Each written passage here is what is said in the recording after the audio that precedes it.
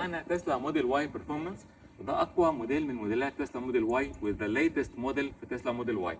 العربيه دي فيها شويه اختلافات خلتها بقت عربيه سبورتي جدا. عايز دلوقتي اخدكم افرجكم على الاختلافات الموجوده في تسلا موديل واي بيرفورمانس عن الموديل الثاني اللي كنت فرجتكم عليه قبل كده. خليكم معانا عشان تتفرجوا على كل الاختلافات اللي موجوده في العربيه دي. لو بصينا على العربيه من قدام، اول اختلاف في الاختلافات ان الاكسدام القداماني الديزاين بتاعه اتغير شويه، خصوصا فتحات دخول الهواء الديزاين بتاعها شكله اتغير.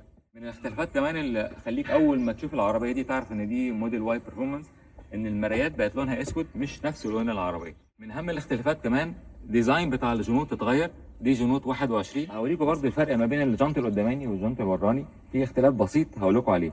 الجنط القداماني هنا متركب فيه الكفرات البلاستيك دي علشان تزود الايروداينامكس بتاع العربيه فالهواء ما يدخلش جوه الجنط بشكل كبير. في الجنط اللي ورا احنا شايلين الكفرات البلاستيك دي، فبالتالي الجنط كل الفتحات اللي فيه باينه.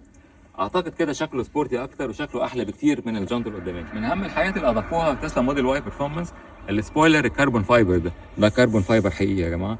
السبويلر ده مهمته ان يزود الداون فورس بتاع العربيه، بحيث ان العربيه دي لما تعمل الفول اكسلريشن يبقى ظهر العربيه ثابت جدا على الارض. من الحاجات برضو المهمه اللي اتغيرت في العربيه دي الديزاين بتاع الديفيوزر الخلفي اتغير بقى شكله سبورتي اكتر، وعشان يحسن الانسيابيه بتاعت الهواء بتاع الاير فلو اللي داخل من تحت العربيه عشان يخليها مور ستيبل على السرعات العاليه. اكتر حاجه بتميز تسلا موديل واي بيرفورمانس اللوجو بتاعها ده. اللوجو ده بيبين ان العربيه دي بيرفورمانس موديل. برضو عايز افرجكم على العربيه من جوه علشان الكرسي ده بقى الديزاين بتاعه سبورتي اكتر، والجوانب دي بقت اعلى شويه علشان تحافظ على جسم السواق ما يتحركش مع السرعات العاليه للعربيه. كمان لو بصينا هنا هنلاقي اللوجو بتاع البرفورمانس موجود على الكرسي. الفرش الابيض ده بفلوس زياده على ثمن العربيه. انا بحب عامه الجلد الابيض ده جدا، من احلى كتير من الفرش الاسود.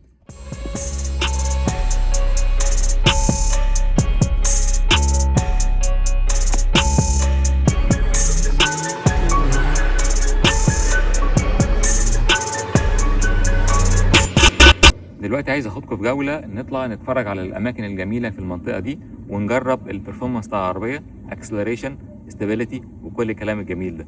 يلا بينا.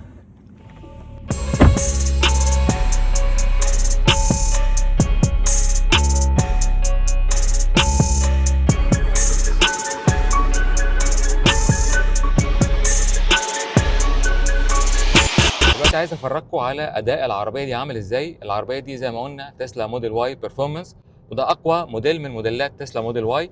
العربيه دي دوال موتور بتتسارع من 0 ل 100 في 3.5 ثانيه، 0 to 100 في 3.5 seconds. اول حاجه عايزين نجربها دلوقتي الاكسلريشن، وده اكتر حاجه بتهم الناس ودي اهم حاجه في موديل واي الجديد. هيثم ماسك نفسك كويس، العربيه دي بتنط من على الارض. امسك نفسك كويس. 1 2 3.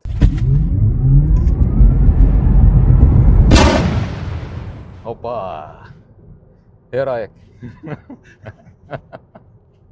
يا جماعه يعني الدم بيتسحب من راسنا. الجي فورس بتاع العربيه دي قوي جدا جدا، فيعني الواحد لما بيجرب الاكسلريشن بيجربه مره او 2 أو 3 بالكتير الواحد بيصدع، فهو يعني كفايه قوي ان احنا نجربها مرتين 3. دلوقتي عايز افرجكم الاستابيليتي بتاع العربيه دي عامله ازاي. بص بقى السحبه، بص سحبه العربيه. هوبا هوبا، الله لا لا لا لا لا لا لا لا لا، ايه السحبه دي؟ ايه التورك ده؟ ايه الاستابيليتي دي؟ ايه الاستابيليتي دي؟ بعد ما عملنا تجربه الاكسلريشن قول لي رايك، انت حسيت بايه لما العربيه نطت من على الارض؟ لا، سحبه قويه دي. اول مره احس بالسحبه دي في حياتي يعني. لا، حاجه صعبه. انا لغايه دلوقتي مش متمالك نفسي ولا عارف امسك التصوير. بص، هو الجي فورس بتاع العربيه بتاع الاكسلريشن بتاع العربيات الاكزوتكس عامه يعني هو قريب جدا من التيك اوف بتاع الطيارات، بس تجربه صعبه صح؟ جدا. جدا. انت ما كنتش متوقع ان الاكسلريشن كده؟ لا خالص، لا خالص خالص خالص. لا حاجه. ما هو بص، الاكسلريشن ده هو فعلا متعب للجسم جدا وبيخلي الواحد يصدع. فهي الواحد لو جربه مره او 2 خلاص يعني ماكسيمم، خلاص كفايه. اكتر يعني اكتر من كده الموضوع متعب جدا. لا انا هي مره واحده وخلاص. ما تعملهاش فيا تاني. اعملها لوحدي انا. منطقه سانتا مليون من اكتر المناطق السياحيه في الريجن.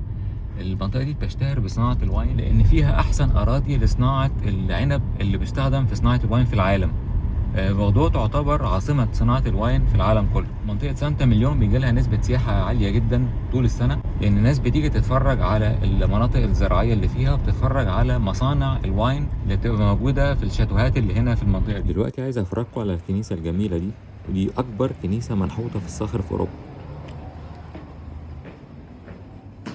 كنيسة من جوه تصميمها المعماري رائع، وفعلا من أهم المعالم الموجودة في سانتا مليون.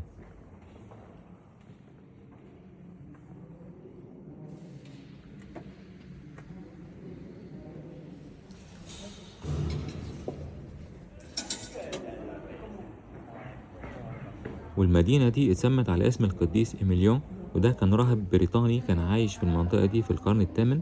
كان بيشتغل خباز، وكان مشهور إن هو راجل طيب جدا وبيساعد كل الفقراء. عشان كده بعد ما مات سموا المدينة دي باسمه.